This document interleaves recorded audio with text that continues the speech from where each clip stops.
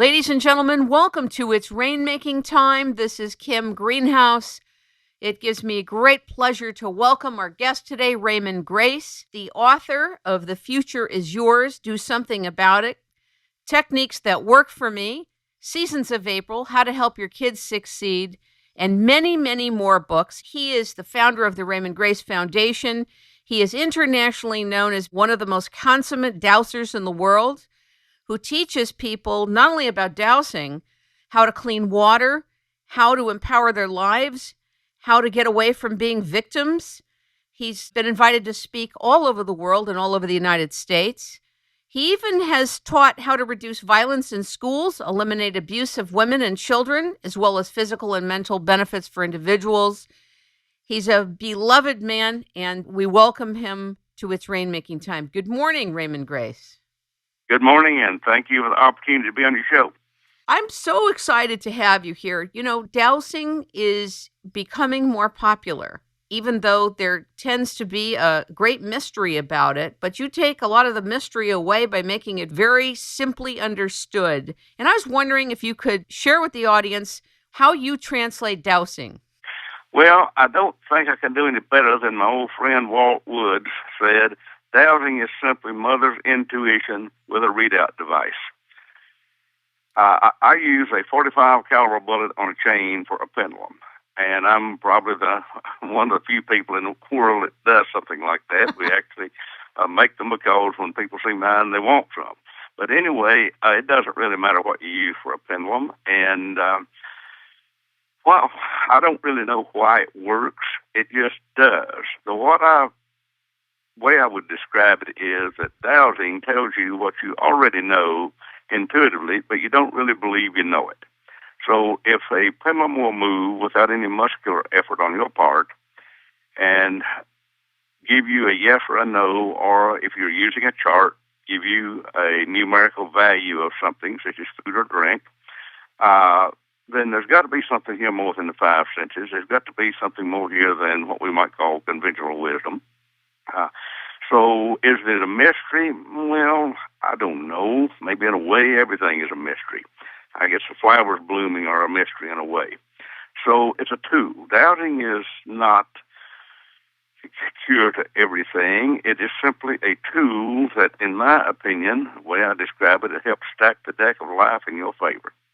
So if a person is, let's say a competent dowser, is looking for a place to drill a well, and he finds a spot, and a well is dug there, and a vein of water is found, producing the foretold gallons per minute at the foretold depth, and this is done repeatedly over many years. There's got to be something a little bit extra here, and many dowsers have that kind of success. I am not a water dowser. As a matter of fact, I've probably never found over half a dozen wells in my entire life, because people don't ask me to do that very much. What people ask me to do is find things within their body, help their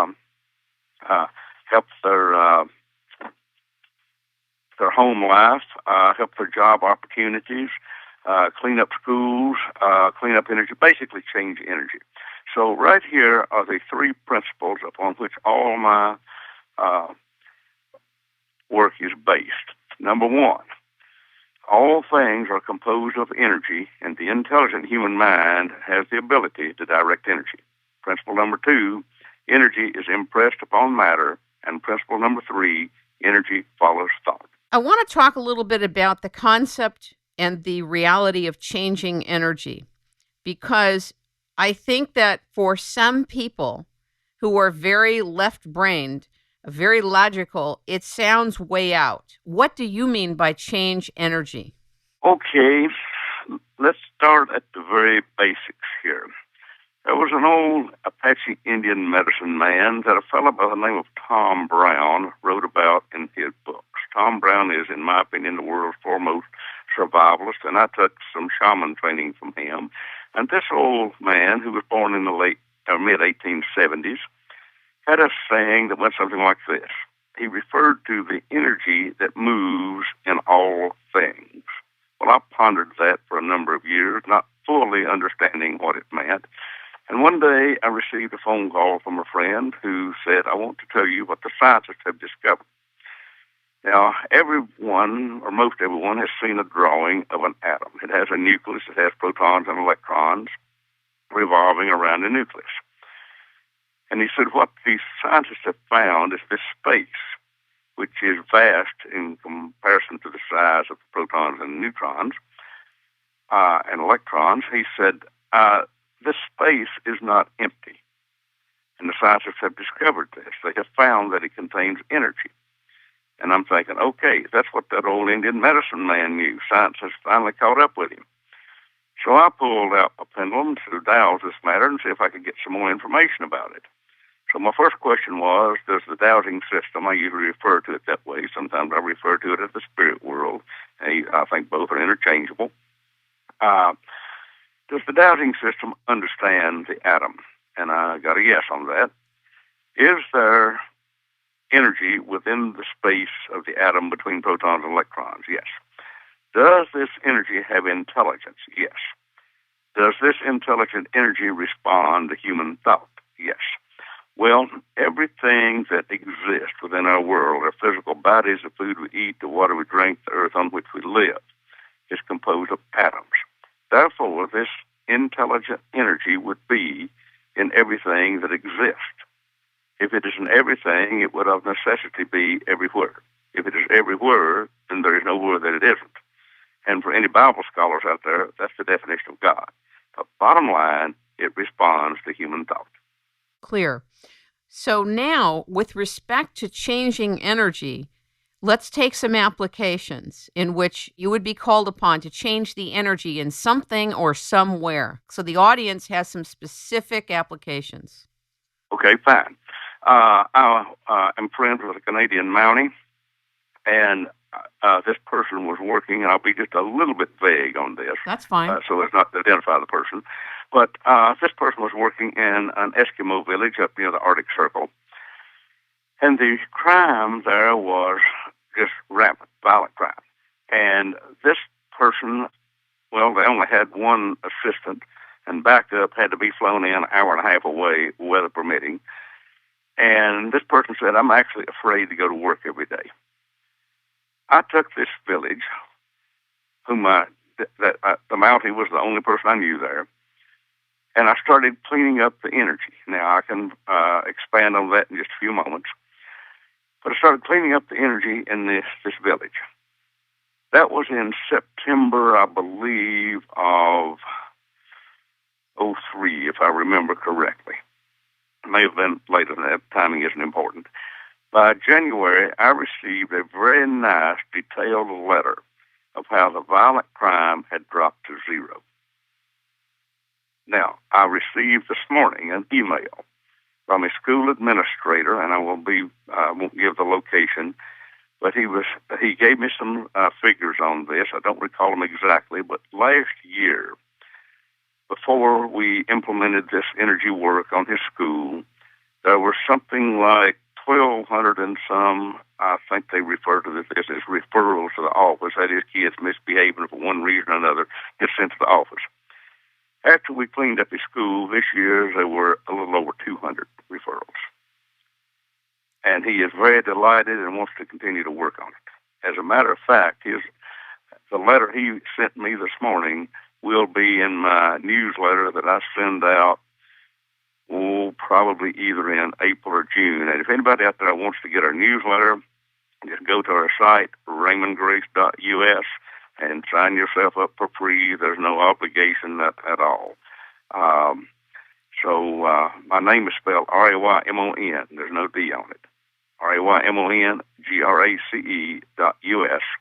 And we're glad to share this information with anyone that wants it. We are currently reaching 55 countries with this information. Now, with respect to the cleaning up the energy, that's a very good application. Some people listening are going to be saying to themselves, what does the guy do? What is he doing to affect that? And do we have access to it? So first, what are you doing? Well, yes, ma'am. I can briefly describe it on here. It is basically intent with the power of a focused mind. Dowsing is simply a way to achieve it. Now, can you do this without dowsing? Yes. Dowsing just helps people to believe more in what they're doing. But the real bottom line is the power of intent with a focused mind. Most people's minds just aren't focused. They're scattered all over the board. And a scattered mind does not have the power of a focused mind. The power of the human mind, well, we have barely scratched the surface. Yeah, we've done some pretty good stuff. I have been able to take arsenic out of water and have a test by the Canadian government proving this. We have been able to lower violence and bring about more peaceful working conditions in schools and more peaceful conditions in homes, offices. We know the stuff works. Now, there are exceptions to probably everything except the law of gravity. So what I'm telling you is true most of the time, but I don't recall really seeing anywhere that this wouldn't work. Now, right here is the key to it that a lot of folks miss. For some reason, we seem to need a person physically on location requesting help. What I'm saying is, if we got anybody out there thinking, well, why don't he just spin this pendulum around and clean up the world? It just don't work like that, folks. You've got to have somebody physically on location willing to make a change. And whenever I was working with the Eskimo village up there, I had not only the support, but the request of the Canadian Mountie who wanted to improve conditions. So in this request for help, is the intent for a manifestation or a state change in something, correct? And through that intent, you're called upon. So isn't that underlying the request? The intent for a change and the intent to be part of it, correct? Please correct me if I'm wrong, but what, as I understand it, you're saying is that someone has to ask for help, and I'm combining very intent with mine, or if I missed the point here. Well, at least to have the intent to have something changed. Oh, yes. For the better. I think we're saying the same thing with different Right. So they've called upon you. There's already the intent. There's the inherent receptivity to what you're doing for something to happen, even if they don't understand what you're doing. Correct? Oh, they don't have to understand it. Okay. All they have to do is desire something to happen. Most of the people I work with do not understand it. It is helpful if they do, but the fact is most of them don't. Are you a shaman, if you will? I have no titles whatsoever. I have no letters after my name. I'm just a mountain man that learned how to move energy. I hear what you're saying about you don't need the credential necessarily or a title, but do you have capability like that of a shaman? Well, I never make claims on anything. I can tell what we did, but I will say this. I did take some shaman training once upon a time, and I have been friends with a number of what I refer to as Indian medicine people, both in the U.S. and Canada. So do they consider me one of them? Well, yes, the ones I was friends with did. Okay. So there's definitely influences that way. Can we speak a little bit about cleaning the arsenic out of the water? Now, yes, ma'am. I'll be glad to do that. Yeah. What's the science and technology associated with that, since you're not doing it in an ordinary way or a way that most people would comprehend? Well, I am. Back in July of 2002, my friend and I were traveling across Canada, and a lot of folks knew about us and would invite us to stop and spend the night with them if we were in their area. And we accepted these invitations as long as it was fairly convenient. And one person right outside of Saskatoon, Saskatchewan, asked if we would come by and spend the night. And so we happened to come there at about the appropriate time. And after dinner that evening, he said, I wonder if you could help me with the water in my well. And I said, well, I would if I could. What's the problem? He said, well, it's full of arsenic. He said it is, according to scientific test, it is dangerously full of arsenic. And the numbers he gave was, after running this water through the best filtering systems that can be had, it still contains 46 parts of arsenic per million. And 10 parts per million is the accepted safe level. I said, well, how much is in the unfiltered water? And he said, we didn't even bother to test it. It's loaded with it. Well, this was a well that was capped off. Normally, I would have energized some water in a glass and poured it down the well. That's the standard way of doing it, but we couldn't do that. So I said, well, I will work on it the best I can. Let me know whenever you have it tested again. About 2 months later, I received a very enthusiastic phone call. He said, you've just taken 90% of the arsenic out of the water. I said, okay, fine. Have it tested again sometime later and let me know again. A year later, it was tested by the Canadian government, and they could barely find a trace of arsenic. So where did it go? Well, I'll tell you where I think it went. My intent was to turn arsenic into water. There is a term I use, and I call it scramble the frequency. And I use this for pollutants of various types, and it seems to work. See, every element vibrates at its own specific frequency. If we can change that frequency, then it becomes something else. Now, I didn't get this information through study because I have absolutely no scientific background whatsoever. I suppose 8th grade science was as close as I ever got to studying anything like this. So some of the information comes from just tuning in to what I call the source of information. You might call it your higher self, your higher consciousness, the Great Spirit, God, or whatever you might want to call it. But if we can tune into this source, then we can receive information that is not available by other means. And the first time I did this was at a well called Blue Springs, Arkansas. And I was told that this water was had been polluted due to the runoff from farming and fertilizing and livestock and so on. And I went out there. I'm going to greatly condense this story, and was sitting there. Actually, I had my feet in the water trying to communicate with the water. I'm thinking, okay, I would really like to help this situation, but I don't have a clue what to do. And all at once, I would just call it a thought. It was almost like a voice in my head that says, scramble the frequency of the pollutants and adjust them to the frequency of pure water. I did that. The water was tested sometime after that, and according to the feedback I got, I believe it was some type of environmental organization, Nature Conservancy, if I remember correctly, that tested. They said, this is the purest water we have ever tested. Wow. Now, what I've done is made a film. Actually, on George Norrie's Coast to Coast radio show about, I guess it was 7 years ago in March, George kind of threw me a curve, and he said, we've got about 5 to 10 million listeners out there tonight. What if they set a container of water by their radio?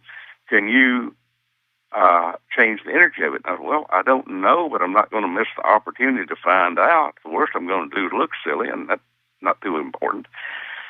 So George asked the folks to set containers of water by the radio, and during the station break, I started working on the water.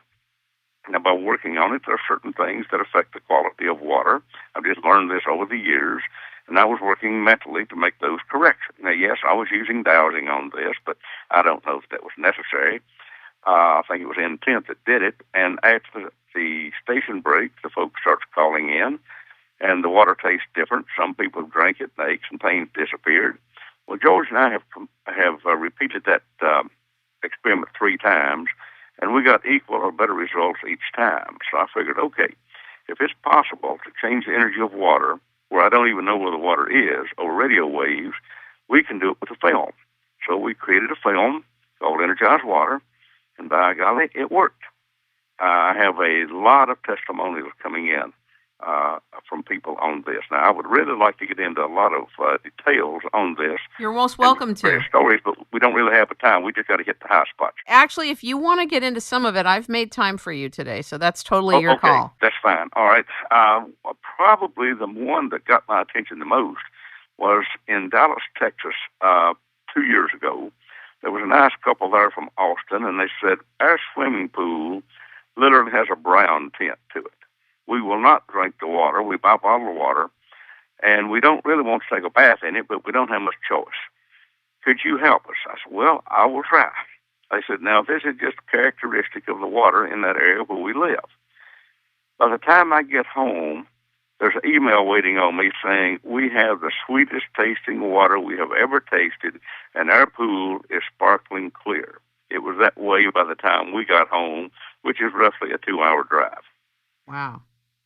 Now that, this lady sponsored me in Austin the following year, which was, I guess, about a year ago in March.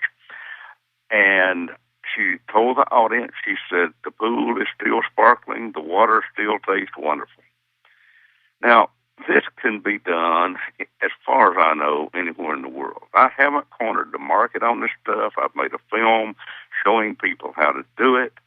I've done everything I know to do to put the word out there to show people that you can have better quality water than what you have. So we don't have all of the answers, but we have enough that we can teach people how they can have better drinking water. This is almost like alchemy and transformation directed through intent, correct? I'd say that's a pretty fair statement. People are going to be saying, what can you do to clean up the economy? Well, the economy is based on greed and control by corrupt people. Yes. You got to clean up the people. You can't wave a magic wand and make everybody prosperous. It don't happen. Right, I understand that. But let's talk about an application. There's a lot of people both here in America and outside the country. I know that you work with people about their bodies and the food that they eat and healing. Do you work with people to get more clients, to increase their business? Yes, I do. I actually created a film on that called Prosperity and Freedom because I got to thinking one day, why are most people neither prosperous nor free? Now, they may think they're free because they've been told that, but when you analyze it, it doesn't take you have to look very far to find out that they're really not that free. What they do, they have freedom to ask permission. That's not really true freedom. If you have to ask permission, you don't have freedom.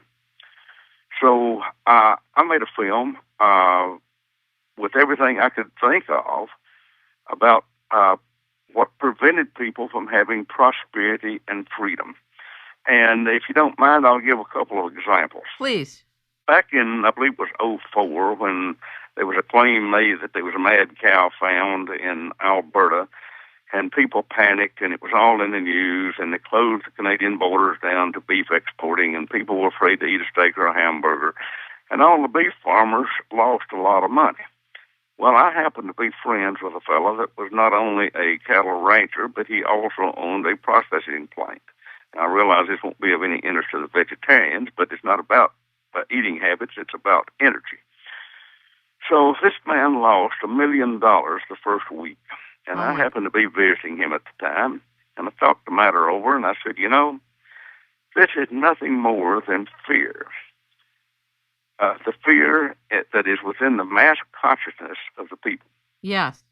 Fear is simply a form of energy. I've been saying for years that we can change energy. Now's the time to see if it'll work.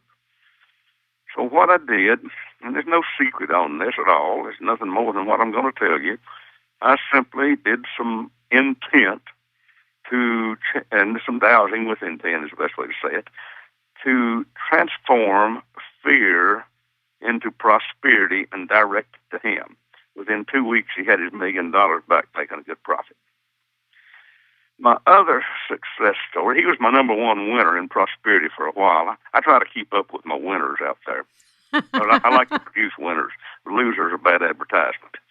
So my friend Jeff Jones in Bristol, Tennessee, and I have Jeff in the water DVD because Jeff has lived for 14 years without eating a meal. He lives on a gallon of water a day. If you want to discuss that later, we will. But right now I want to talk about his prosperity. When I took Jeff on as a project, when I first started learning a few things about this, I didn't have all the answers, but I had a few, so I never wait till I know everything. If I learned something, I try to put it to use immediately. And he was a good person. I had just had met him a little while earlier. And to sum it up, and Jeff tells these stories himself whenever he's with me, and he also tells this on the film Prosperity and Freedom. But he was something like $400 in debt due to the being in business with the wrong person and the other person bailing out on him. And this is what I admired about him. He had too much integrity to take bankruptcy. He said, one way or the other, I'm going to pay this off by myself. He was how much in debt? About 400,000. 400,000. And at the time, his income was somewhere between $8,000 and $12,000 a year. Got it. Simple math tells you that one isn't going to get paid off. I took Jeff on as a project. Last year, he called me one morning and said, I just wanted to tell you how much I appreciate you helping me. You know what kind of shape I was in then. He said, I just thought I'd tell you that this week I got contracts for $12 million.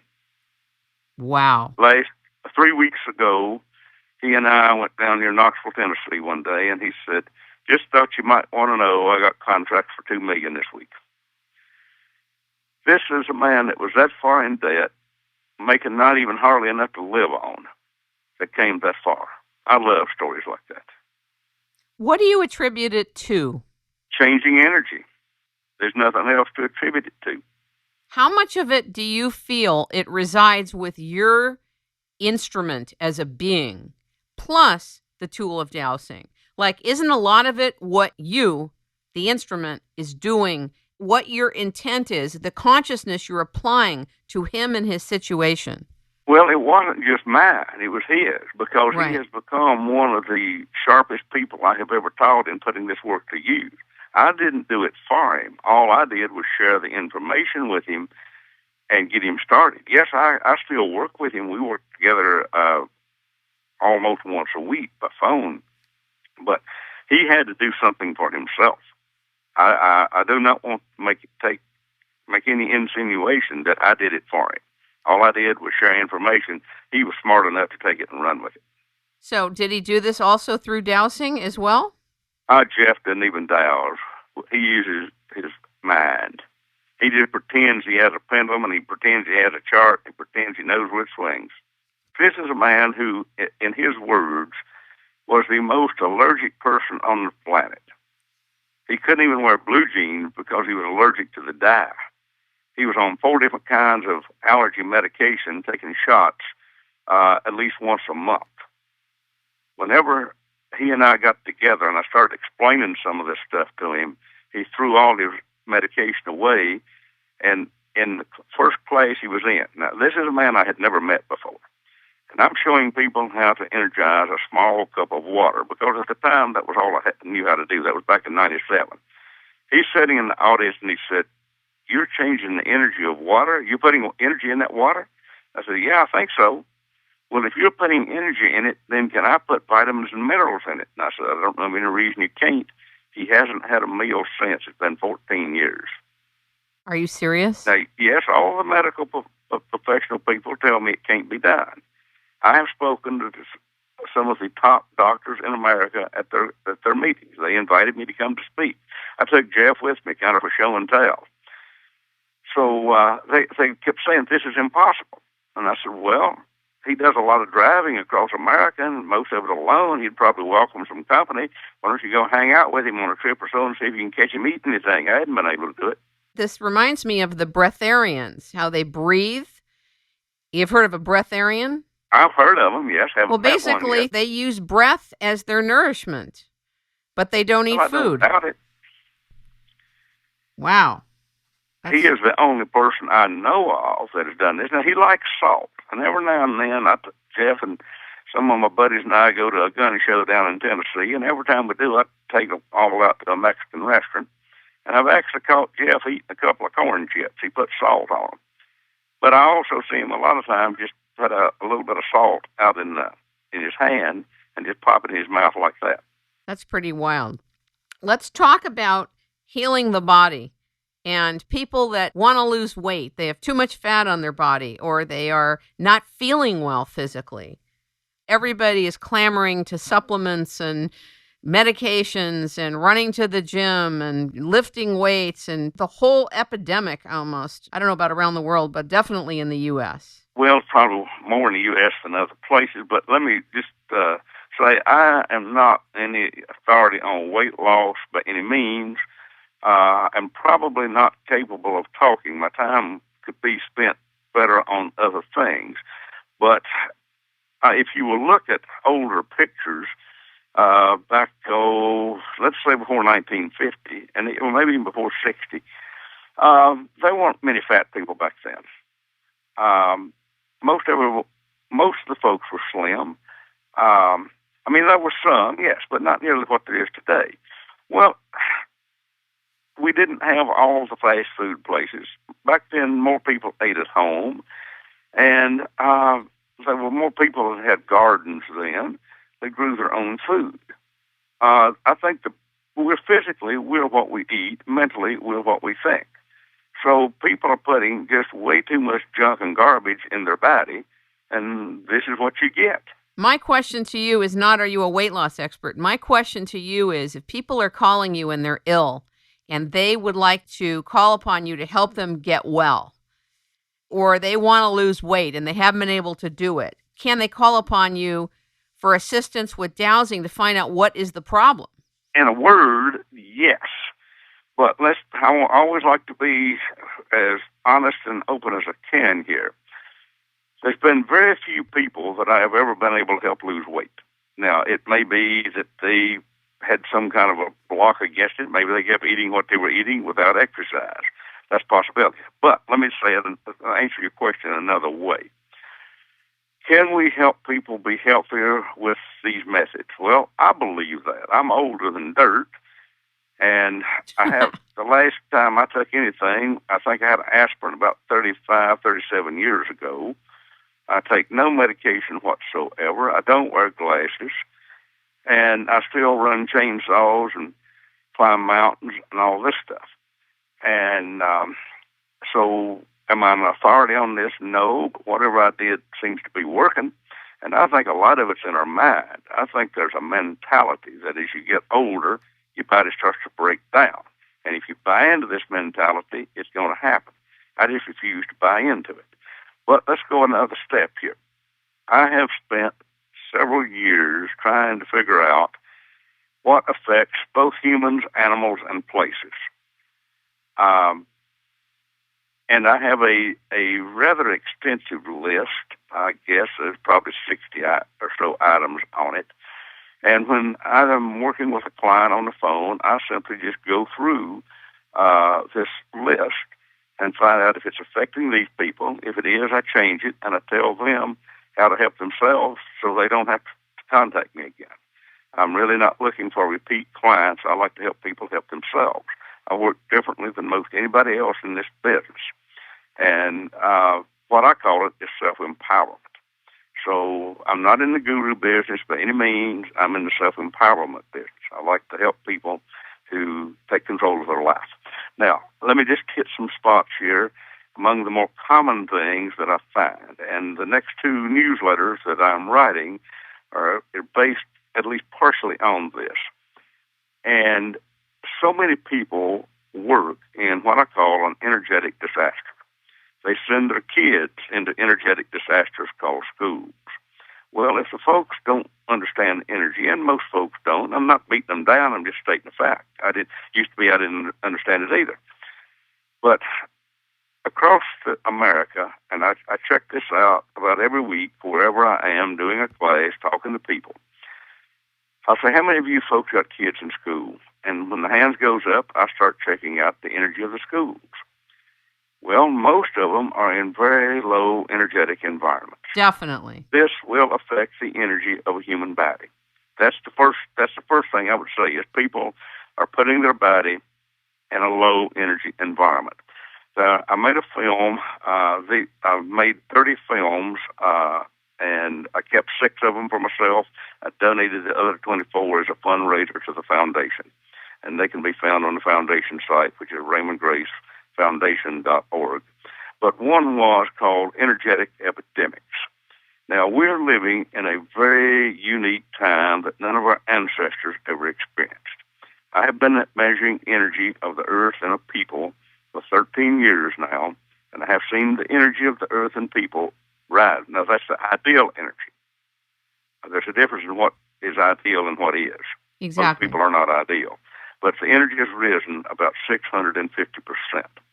Okay, when I contact a client, or they write me, and I don't take phone calls. They send their phone number, and I call them. But the first question is always, what is their energy level? And then, if it's real low, I will go through this checklist to find out why it's low.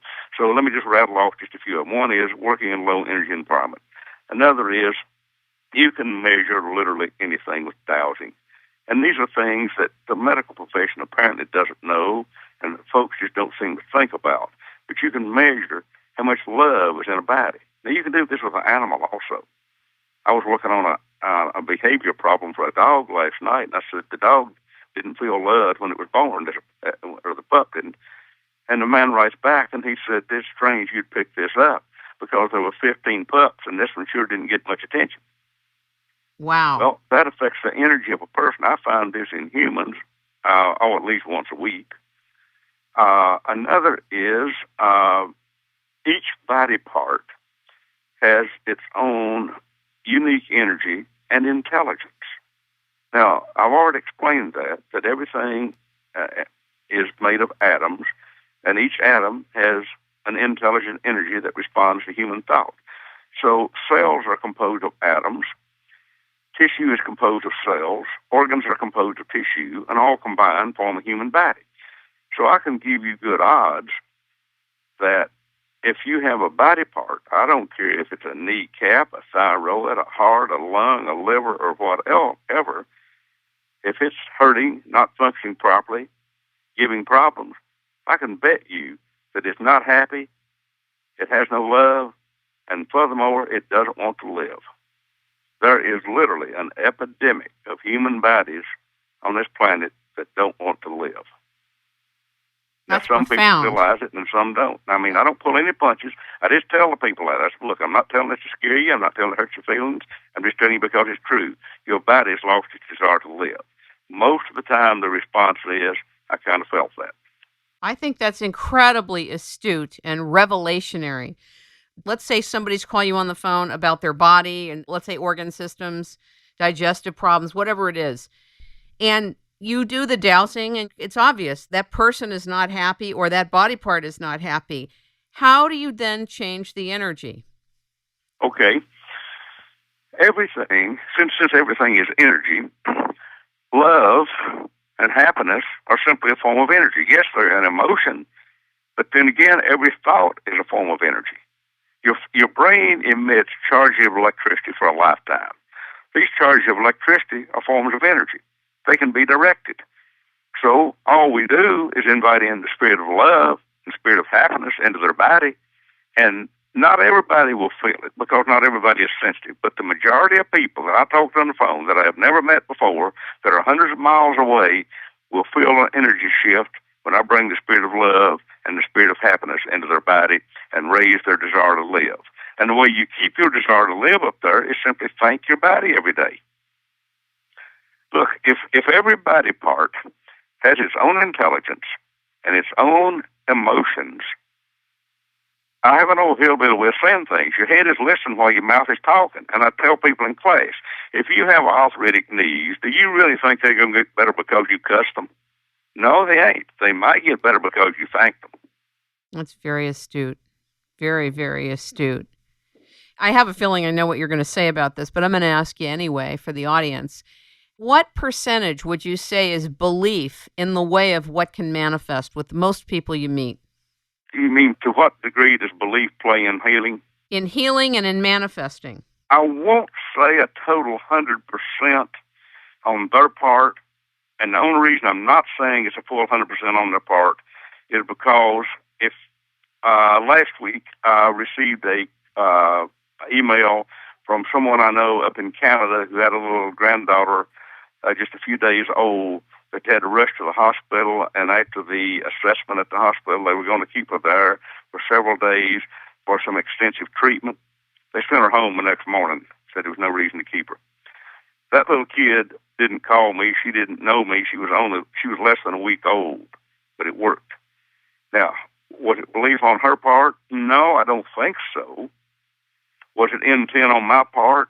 Yes, but probably also on her parents and grandparents who contacted me. My old friend Chief Two Trees, an old Cherokee medicine man, quite well known over in the mountains of North Carolina, learned a lot from him. He had a saying. He says, what I do for people might help them 10%. What they do for themselves will be the other 90%. Well, that's very humble. I'd say the same thing, yeah. What is your perspective on collective intent being directed very specifically toward an outcome? I believe in it. It's what I call pooling our mental resources. Illustration I used to give on this, if my truck got stuck in the ditch, I could push on it, I couldn't get it out. So I get a few of my friends to push one at a time and don't get it out. I could have the entire population of the state of Virginia push one at a time and still be stuck. Get 5 people pushing all at the same time, you'll get it out of the ditch. Okay. Some fellow that they call Jesus said about the same thing one time, where 2 or 3 gather together. Thy will be done. Basically, you can accomplish more.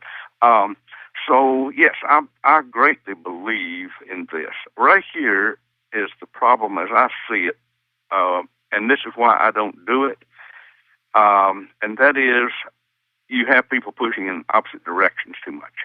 Right. If I'm working on something, I have about 3 people that I work with. Sometimes if they're visiting me at my house, and we work on some things. Other times it's one person on the phone, but most of the time it's just by myself. Now, do I appreciate these people? I certainly do, because I can trust them that we are focusing in the same direction. If you've got a classroom full of people and ask me to work on something, I won't do it. Why? Because you'll always have somebody jump up and say, yes, but what about this? And I won't even fool with it. I just say, no, I'll do it alone. So if you've got everybody pushing in the same direction, the power of focused intent of the masses is extremely powerful. Matter of fact, you could change the world tomorrow if everybody had the same focus at the same time. I've always felt that. And I always felt that businesses were animate. They were alive and had consciousness. But they were not treated as if they were alive and had consciousness, that all matter has consciousness and energy. Well, it does. It really does. Now, I'll give you another little story here. About a year ago, I believe, I know it was summer down in Australia, and the Australian Dowsers sent me an email along with a picture of dry lake beds. And they said, we have a prolonged drought down here. Could you help us? And all I wrote back was, invite in the spirit of the rain and thank the nature spirits, and I will go along and help you do this. It started raining within a few days, filled the lakes up. That's the real rainmaking. Yeah. That's what rainmaking really is. You invite in the spirit of rain, and you invite in the spirit of what you would call the divine. Yes, and it worked. And I don't know, I don't think they've got a real big group of dowsers down there, but it don't take a whole lot of people. This old Indian I quoted a while ago, this old Apache, he made a statement one time that really caught my attention. He said, one person can change the direction of mass consciousness. I volunteered for the job. I'll bet you there's more than you. A lot more than you, but they may not know what they're doing. Well, that's why I send out a very simple, written, blunt newsletter to anybody that wants it for free. There's no hype in it. It's just real simple. I write just the way I talk. And what I'm really trying to do is wake people up to their potential. That's it in a nutshell. What are your biggest challenges today? The biggest problem I have in teaching classes is to convince people that they can do it. I don't have any problem convincing them that I've done this stuff. I can tell them stories all day long. And they'll believe me. Then they want me to do it for them. That's not the game. What I want to do is convince them that they can do it. See, I try not to have any kind of an ego. Maybe I do, but I try not to. I don't want a following. I'm nobody's guru. I don't want any titles. I just want people to get their head out of the sand and do something. And I said that as politely as I could. So what do you think is the barrier, based on your experience now, of people not being able to have the inner confidence that they can do what you do? 2 things, public education and religion. Talk about it. Because from the first day you went to school, and I say this in class, and the first day you went to church, there's something you learned and you were taught it well. But you never knew you were being taught that, And the truth is, most of the people teaching you didn't realize they were teaching it to you. But what you were taught was you have no personal power. You have to ask someone else for permission for everything you do. They took the power away from them whenever they believed in that. I don't believe in it. Now, that's at a schooling level, correct? It's like a meta understanding, the meta message. Is you have to ask permission for everything. Is that what you're talking about from a student perspective? Well, you use a different terminology here that I'm not sure I understand. What I'm saying is I've talked to a lot of very good people, and we'll get into some of these little deeper subjects. Well, and I'll say, well, what do you think about this? Well, I don't know. I'll have to ask my minister. There's no reason to continue the conversation because if they can't think for themselves, there's no point in talking to them. If they have to ask somebody else what they believe, okay. The whole system is run like this. The government's run like this. Definitely. You've always got to ask someone else for what you do. Well, see, this is a blessing of dowsing. Number one, you don't leave any tracks. Number two, nobody can prove you did it. You just see what needs to be done, and you do it. You don't ask questions. You just do it. Well, you're definitely asking questions in the dowsing. It's just that you're self-reliant. Yeah, but you're not asking for public opinion or approval. You don't need to buy a permit. Right. I get it. If you got a dangerous person like a pedophile in the community, you don't necessarily form a committee to see what to do about this. The number one thing you do is you find out if they're possessed and you depossess them. I have got a good track record that I'm really proud of on stopping serial killers and serial rapists. Talk about it. Talk about it to us. Well, okay. It goes back to about '02, Tucson, Arizona. Some lady comes up to me in class and hands me a newspaper clipping that there is a serial rapist on the University of Arizona with 13 known victims. She wants to know if I'll do something about it. I said, yeah, but you owe me for it. I said, you owe me an email when you find out if anything happens or if nothing happens. I always want feedback, good, bad, or indifferent. That's how we learn. It takes 4 months before I ever get an email. There have been no further instances of this nature on the campus. I'm talking to the Tucson Dowsers 5 years later. The lady stands up in class, introduced herself because I'd already forgot her name, and she said there have not been another instance since you did this. Wow. This is not the only case at all. I teach people how to do this, and let me tell you what else can be done, and I'm really trying to get this out. I'm going to do an article on this one these days for long, and that is we have excellent success at stopping wrecks on highways. Now, this gets a little far out, but you can handle it, and I hope the audience can. But there are certain spots along roadways that wrecks occur for years, and people get mangled and killed and so on. Well, according to the feedback I get, and that's all I've got to go on any of this stuff, whenever we clean up a spot, the wrecks stop. Now, I have a friend up in Pennsylvania, Ken Bloom, and I talk about Ken and Jeff Jones. I talk about people that do things. I talk about the winners that we've helped out. And there was a spot on the Pennsylvania Turnpike, and I don't know where it was. I didn't even ask, but there was a fatality there almost every week. I mean, quite often. Been going on a long time. Ken cleaned the place up. It was 6 months before they ever had a fender bender. Wow. I mean, we know this stuff works.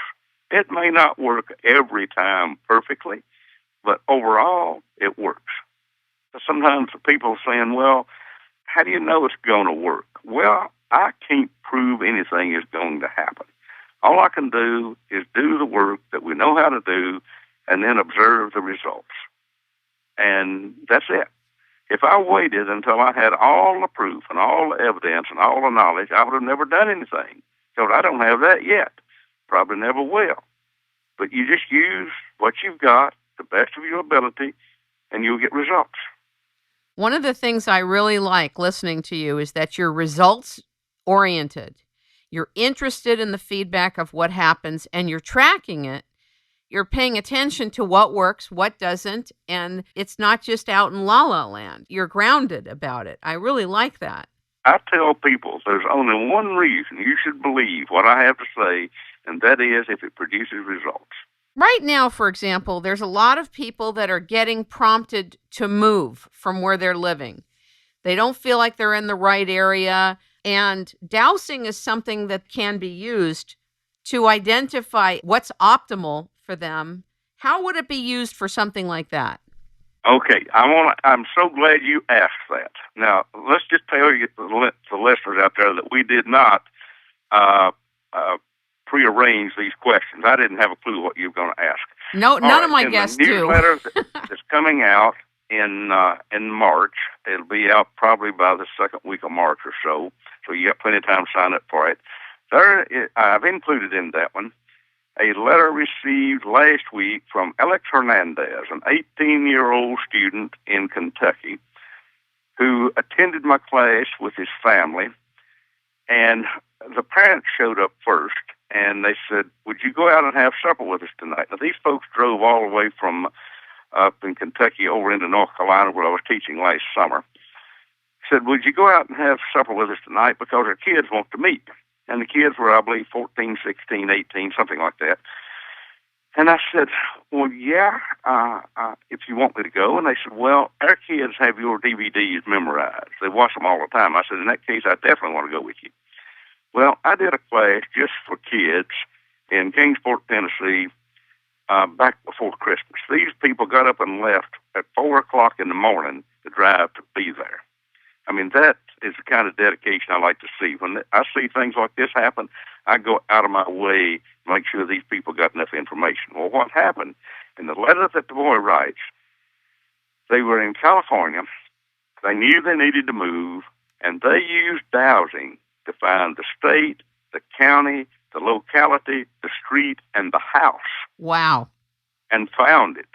Not only that, these kids took on the school to clean the school up, and they did what I hadn't thought of. They programmed the water in the water fountains, because they noticed hardly anybody was drinking the water. Probably didn't taste good, and city water is, well, it's not good quality anyway.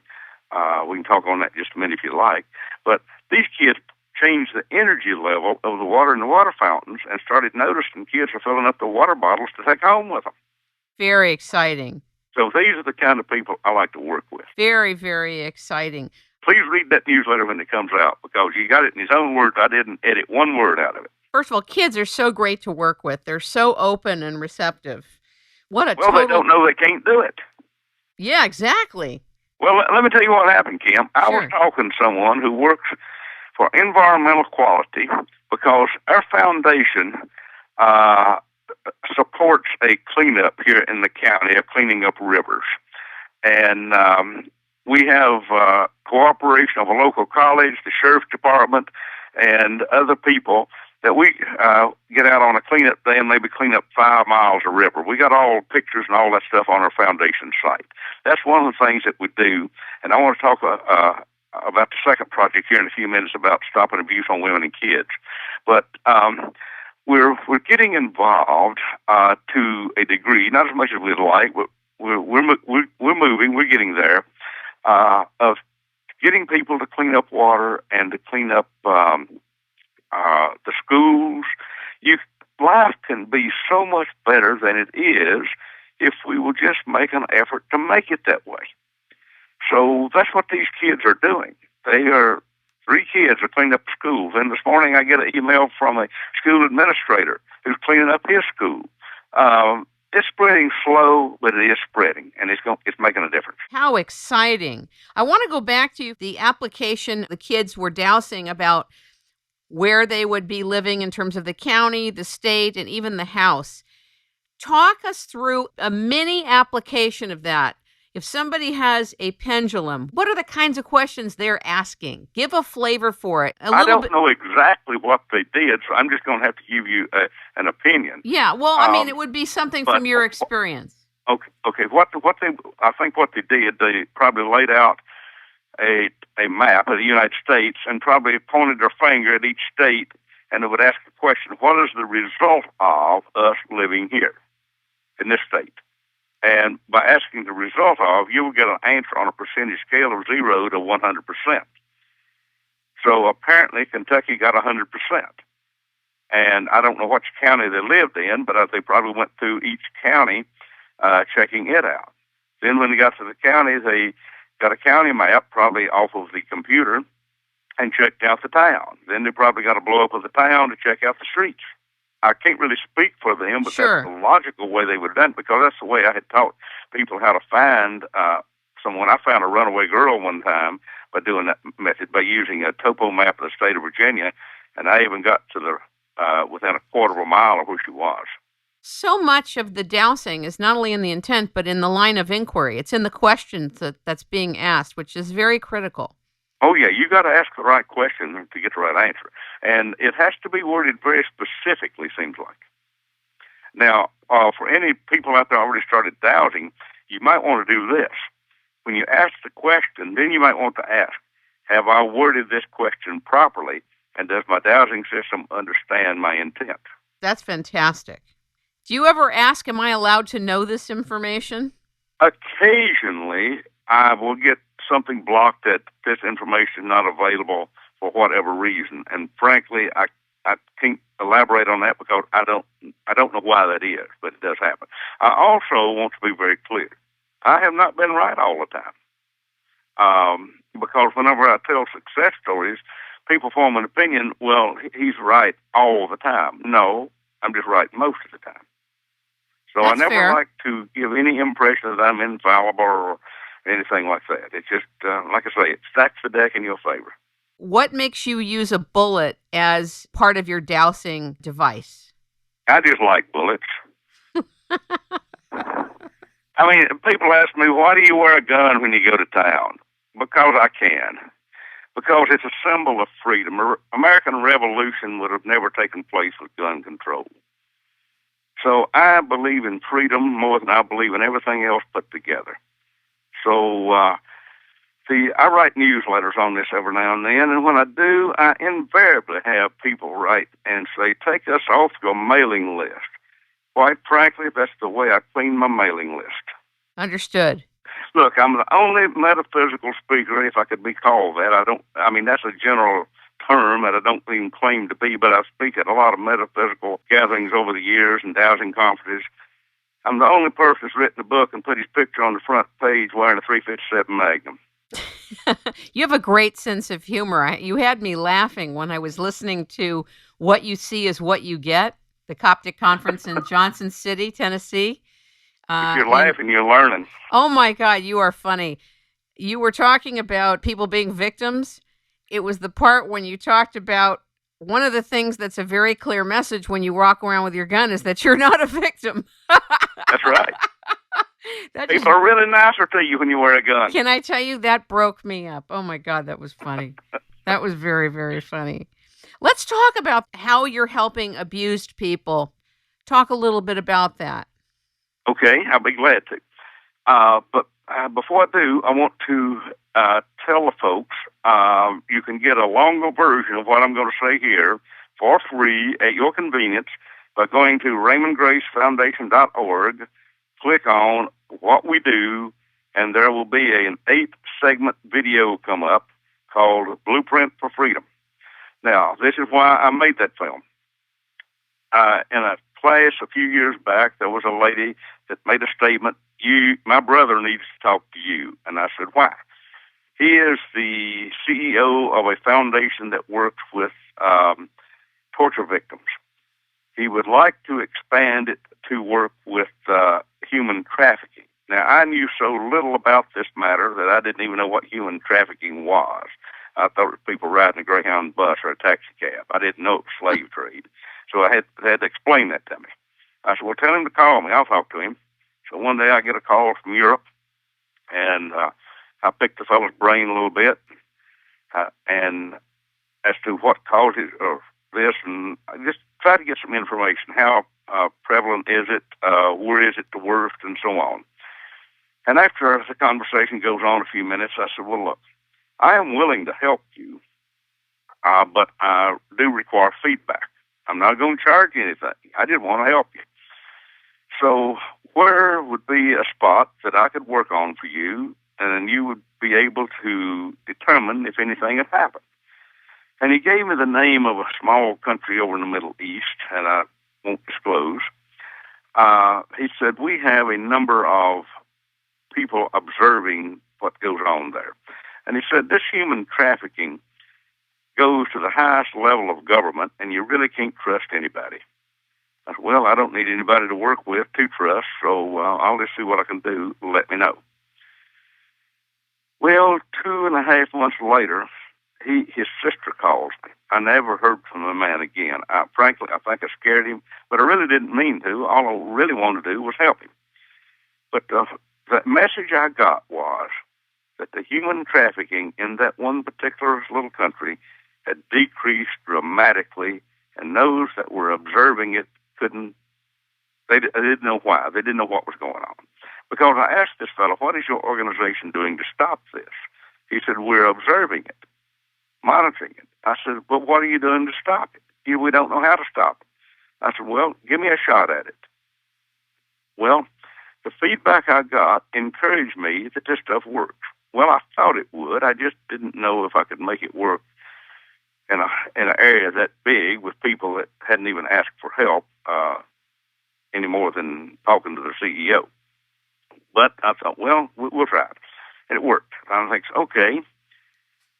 I was asked if I could go over there and teach. And I said, no, I have no desire to go over there. I don't travel to foreign countries.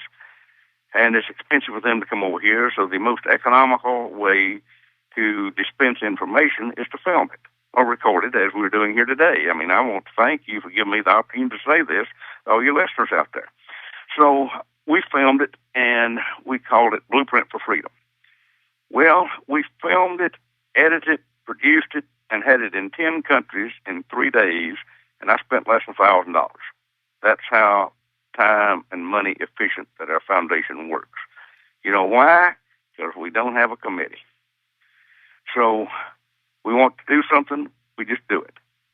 And I was having a meeting one day with some bankers, and they want to know what I did because I showed up at the meeting wearing a gun belt. Some lady said she was a little uncomfortable with it. I said, don't worry, ma'am, you'll get used to it. Everybody else does.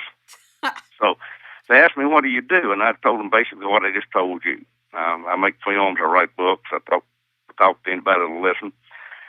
And they said, how did you do that? And I said, the same way God created the earth in 6 days and rested on the seventh. I don't have a committee. They said, well, who did you ask? I said, ask. I didn't need to ask anybody. They said, how big a crew did you have? I said, 2. Had a girl to do the filming for me, my friend Faye Henry. She does the editing and the production and gets it out there. I did the talking. I don't need anybody else. They couldn't quite comprehend it. It's a simplicity that people can't comprehend. The world's been too complicated. Anyway, I sold enough of the physical DVDs to actually make a profit on doing the film. So now we've been able to put it out there to 52 countries and actually made a profit selling DVDs, which we can use to do other stuff like buy pizzas for all the college kids that comes out to clean up a river one day and thank them for coming out there. And we just do simple stuff, but and we don't spend much money.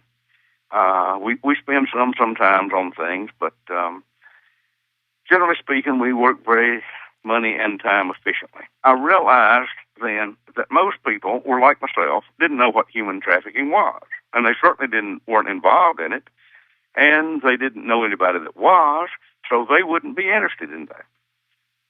Now, I don't mean to be rude, but frankly, the general public does not connect the dots very well.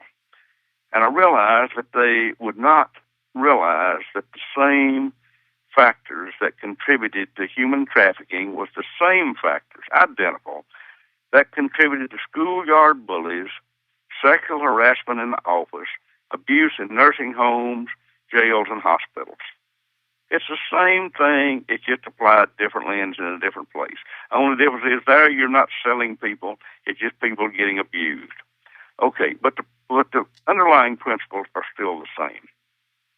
So that's why I had to refilm it, and I said in the film what I just said. And this is the way it works. We figured if we could create a film that could change the energy of water sitting in front of a TV set, which we have. Matter of fact, I got the word back from Sedona, Arizona that it cleaned up an entire aquarium, a big aquarium in the house. When they finished playing the film, they looked and the water in the aquarium was crystal clear. And we've had that that thing happened a few times before.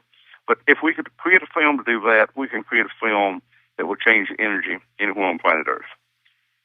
Here is the critical factor. The person watching the film has to have the mentality and the intent to direct the energy that I am producing to wherever they want it to go. Now, all you listeners out there, you can do this. That's not going to cost you any money. You don't have to tell anybody what you're doing. Simply go there to RaymondGraceFoundation.org, click on what we do, and as I work, as you watch this on your computer, write down the name of a battered women's shelter, a hospital, a jail, a nursing home, a school, whatever's important to you and your family.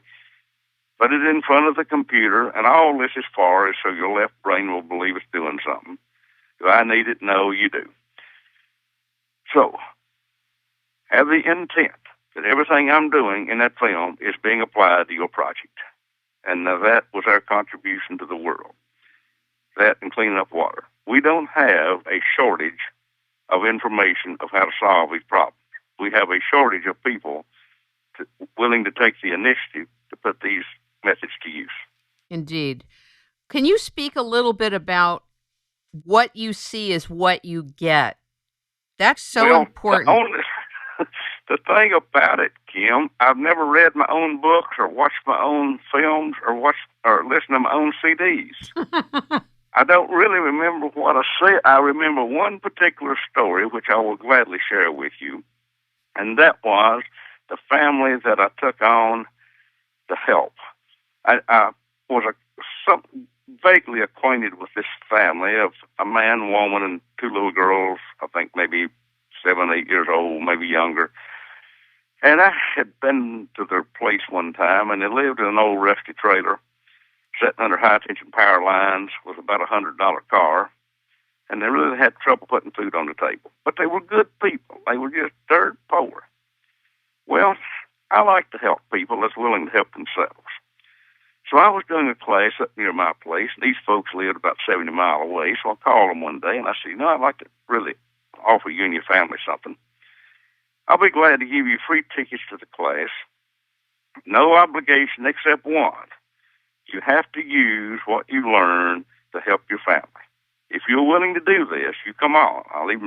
We'll feed you. We'll give you a place to stay. We'll give you a class. Everything. No charge whatsoever. But you've got to use it to help your family. And if you're willing to do this, you're very welcome. If you're not, don't show up. It's not negotiable. I mean, diplomacy is not one of my faults. So, anyway, they showed up. And, yeah, we were glad to have them. Nice folks.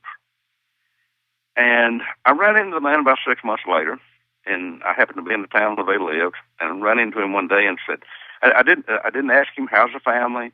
All I did was look him in the eye and say, are you making any money? Big grin come on his face. He says, I'm making more money than I ever made in my life. He said, opportunities open up that I did not have any idea existed. And I said, well, you were a good investment of my time. I'm really proud of you. I got invited to a place one time to talk to the homeless.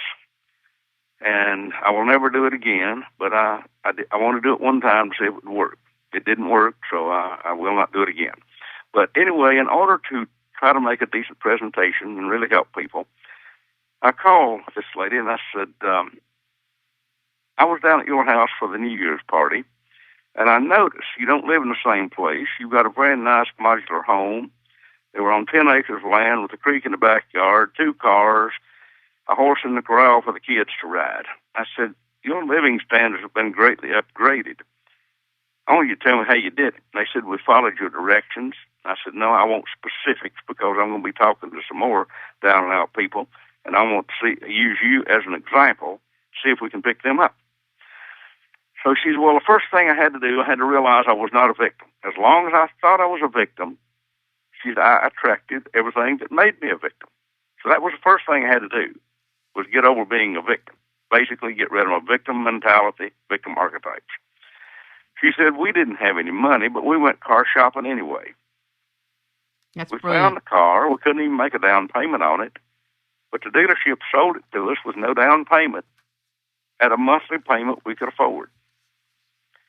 Then we got another deal on another car. Then I think somebody had a horse they wanted to give away. And she said, do you know how much we pay for this place? I said, we just rent it, but you know what we pay for it? I said, well, no, I don't. But land around there probably runs $10,000 an acre, and you got 10 acres. She said, we pay $1 a year just to make it legal. The folks moved away and wanted somebody to watch the place, so for $1, I believe it's $1 a year, we pay $1 a year, $1 a month, whichever it was. That's what we pay. This is a classic description and example of manifesting. Absolutely fantastic. Fantastic. When are your classes? Where are your classes? Are you teaching again? There's a schedule. I'm still working on getting this schedule together this year. Go to Raymon Grace .us, and there's a schedule there. And it sometimes changes. Sometimes I get invited somewhere really quickly, and they've already got a group together. And then sometimes we, for one reason or another, need to cancel a class. But when we do, we take it off the site. That's my schedule for the year. It will continue. We'll probably work through October this year. In the way that you energize and clean water and environments and schools and work with people in their lives, can you clean the government? I haven't been able to do it on a large scale. I have in some places, and I have to be discreet about this. I really can't tell you where on the air, but one sheriff sent me word one time. He said, since you cleaned up my office, I can finally hire somebody that can pass the drug test. He said, before I couldn't even get an applicant that would pass. There was another sheriff in another county called one time and said, are you working on corruption? I said, yeah, I'm trying. Why? He said, I kind of thought so. He said, I can see it making a major difference. And said it goes to the state level. There is another state that a senator asked if I would clean up the state senate. And I said, I'll be glad to do that. And the governor made a statement saying, what in the world has happened? We haven't elected any new people. But last year we argued all the time. This year we're getting along. Something definitely has happened. Do you find that when law enforcement or people in political circles call upon you for help, they don't want anybody to know that they're calling upon you, that they want it kind of quiet? Yeah, in most cases that is true. And it has to be very discreet? Yes. Not only that, it's the same thing with the email I got this morning, which I put in my future newsletter. I did not use the man's name nor the location. Correct. So, yes, I always protect these people because I appreciate what they're doing and what they're trying to do, and I do not wish to cause them any kind of problem at all. Don't you find it's encouraging that law enforcement and governors and senators and people in political circles are opening up to this vis-a-vis to you? Yes, I find this extremely encouraging. But here again, Kim, we are living in a time where you're going to see a lot of changes like this. See, I've been in this business since 1973. Now, that's when I first got exposed to this type of thing. And then I took it and run with it. I have studied mind development. I have studied and taught some shamanism. I used this stuff to develop some healing methods. And then what really was the turning point was when I learned dowsing. I found I could integrate all these things together. It's really a fast track, isn't it? It really is indeed. Now, I can teach so much more now than I could when I started teaching 20 years ago. I would say I can probably cram as 5 times as much into a weekend class as I could in 1990. And how many people are usually in your classes, Raymond? Oh, I don't ever get a whole lot of people. 10, 20? No, I won't hardly do one for 10 unless they're right here at home. This weekend, I did one, and it was mostly, I did this one kind of as a service to the community, really, of just inviting in some local people. It was like to introduce them to, basically introduce them to an alternative way of thinking. word got out, and I had 8 people show up, and I did this in a place that has 2 stop signs. There's not even a traffic light, not even a gas station in town. Wow. And they came from as far away as Austin, Texas. I think I counted up 8 states. People from 8 states showed up. Let's talk about droughts. You know about the drought in Texas, since you're mentioning Texas. I know about it, and I don't doubt that human intent can change this. I don't claim to have all the answers on this by any means. But let me just tell a story here. Please. My daughter April was getting married in June, and as soon as she told me that the wedding was going to be outside, I had a feeling we're going to get rain. And I said, April, you need a backup plan. She said, you're it. So, sure enough, it was raining that. And I got on the computer, looked at the weather radar. There was a major rainstorm coming this way, just would hit about the time of the ceremony. Well, now, we've had a light rain about most of the day. It's still raining. I go out there, and I talk to the spirit of the rain, and I take the belt knife off, and I split the clouds, and just for good measure, I take a double-bit axe and stick in the ground. That's a trick I learned from my old friend Chief Two Trees. Well, we parked the cars almost a quarter of a mile from where the ceremony was going to be, down by the riverbank. And, matter of fact, Kim, if you'll remind me, I'll send you pictures of it. I'd love it. All you got to do is ask, and I'll email you a whole bunch of them.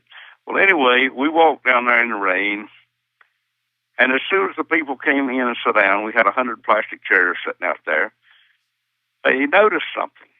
They see raindrops falling in the river 20 feet in front of them. It's falling in the hayfield behind them, but it's not raining where they are.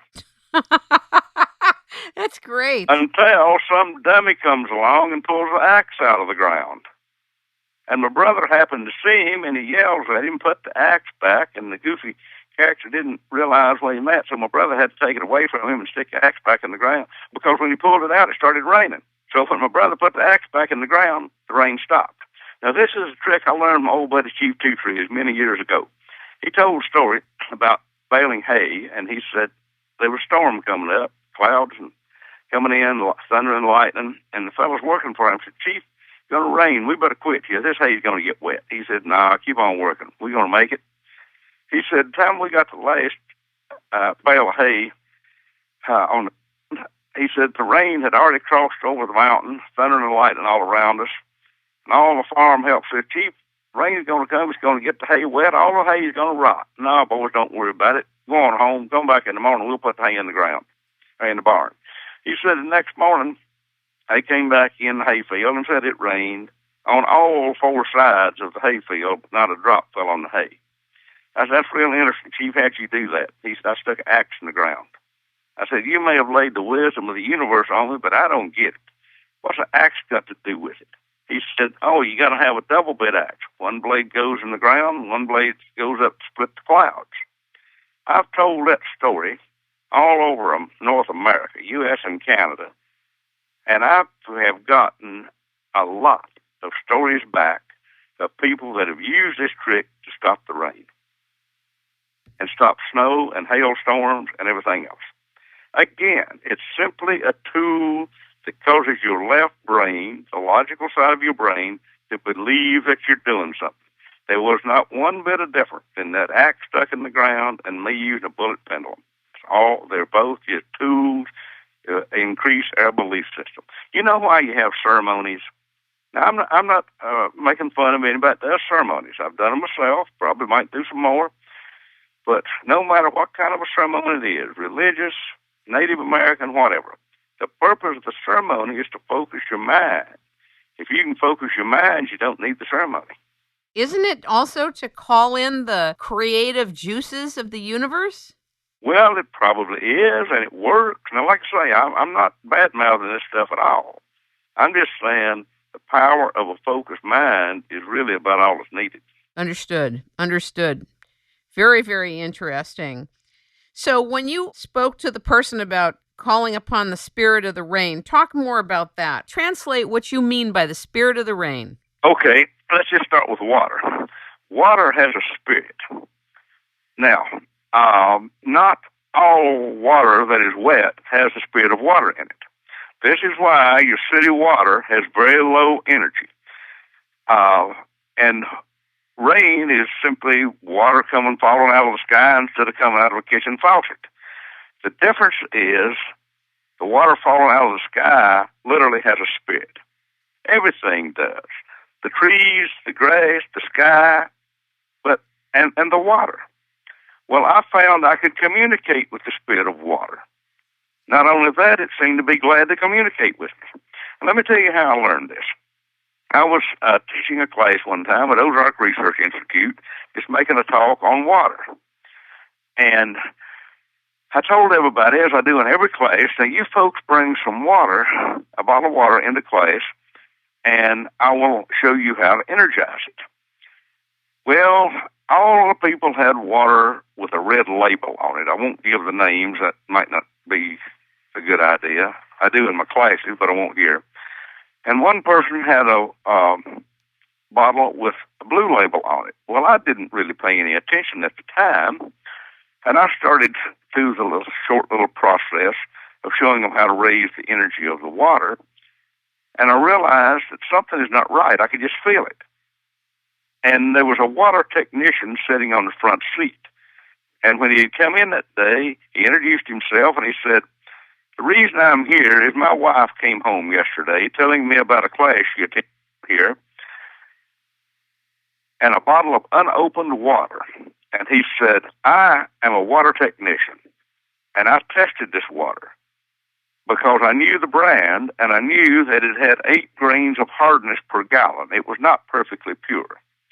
He said, "When I tested this water, it was perfectly pure. There was nothing in there." And he said, "I want to see what you're doing." So whenever I made a statement, "Hey, folks, there's something wrong. I can't raise the energy in that blue bottle back there," and he kind of grinned and nodded his head. I'm thinking, now he knows something I don't know. So I kind of tuned in to try to figure out what I could do. I'm standing up in front of 30 people, and I don't want to stand there looking silly because I'm trying to show them something. And all at once it occurred to me, that bottle does not have the spirit of water in it. And I said that. And again, he grinned and nodded his head. I said, and the reason it doesn't is because of the spirit of greed. Now, I learned it in less time than it took me to just tell you about it. What I found was that greed is simply an emotion. It is a form of energy, and we can remove it. So I took the spirit of greed out of it. How? Simply by intent. When I did that, I could invite in the spirit of the water, and the water would come in that bottle, and we could energize it then. So most of the folks out there listening, get your water out of the kitchen sink. I can tell you, it's very low quality water. Definitely. Because it has the spirit of greed in it, plus it has chlorine and fluoride and God knows what all else in it. Exactly. Now, I'm no expert on this, but I have heard that Hitler put fluoride in the water in all the towns that he took over to make the people docile. Docile, yeah. So they wouldn't fight back. Well, we might need some people out there thinking about why do you have fluoride in your water. So anyway, we created what I call a mental water filter that can take actually all it does is just shows people how to put a mental filter on their water. Now that one is available on the foundation site. I just gave that one away. We've got one guy up in Connecticut that's been going through the community, talking to his neighbors, putting on a mental water filter. He plays that DVD and he directs it to their house. And he took the chlorine out of the water, and he's boggling their mind because there's nothing physical there that they can believe in. I mean, he's having a lot of fun with this. So, do I think anybody can do it? Well, not everybody has an equal belief system, and that's why we create films. We actually do lectures and do classes and so on to show people how to do things, but for those who just don't want to do it or think they can't learn or don't want to do it or are too lazy, we actually create films that does it for them. I want to talk about a very sensitive subject having to do with the spraying of our air. Do you know what I'm referring to? I know what you're referring to. I don't know much about it, Right, but except that I do believe that we as intelligent human beings have the ability to change the quality of air as we can change the quality of water. Okay, that's what I'm getting to. There's a very consistent, powerful, global, daily, multifaceted, multi-layered, networked spraying project that goes on to spray virulent chemicals into our air. It's getting on the food, it's getting on the land, it's getting in our water, people are breathing it, etc. So, with respect to this, in the meantime, can you suggest how we might use our focused intent to transmute that poisonous stuff into something else energetically? Well, ma'am, Kim, I don't really think there is a difference in doing that and what I did with taking arsenic out of water. Also, we received a water analysis report from a lady in Petaluma, California, who had her water tested before and after we worked on it, and we were able to remove, in the first 30 days, 50% of the pollutants, and in the following 30 days, 50% of that figure. Now, that was one of our earlier cases when we didn't know nearly as much about it as we do now. So, I can't tell you where this is because I don't know much about my own websites. I have 3 sites out there. The RaymondGrace.us, RaymondGraceProjects.com, and RaymondGraceFoundation.org. And this may be on the project site, but we have somewhere a CD of me energizing water, very briefly. And all I need to say here, I think, is the same principle can be done with air. But to answer your question, those listening right now, I use the term, and I just kind of borrowed it from scrambling TV channels. I figured if they can do it, I can do it with something else. So I scrambled the frequency of all of the chemical, biological, radiological pollutants and would turn it into pure air. Now, that's the terminology. And again, it's done with intent. I'm not going to tell anybody they have to use be a dowser to do this or have to use any instruments. I'm saying that these are good tools, but can you do it with your mind? Yes, I believe you can. Now, and I recall a situation several years ago in California where there was a room in a house that was real musty. It was abnormally hot in the summer, abnormally cold in the winter, and just not good quality air.